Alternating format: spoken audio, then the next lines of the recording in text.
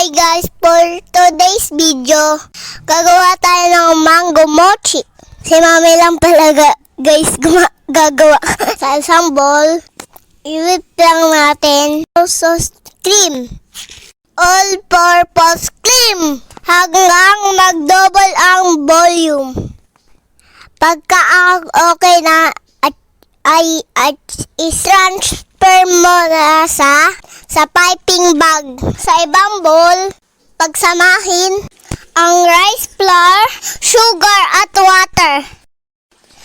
Maglagay din ng konting food color, yellow. Pagkatapos, lutuin sa pan. Continuous po haluin. And then, maglagay po na ng butter.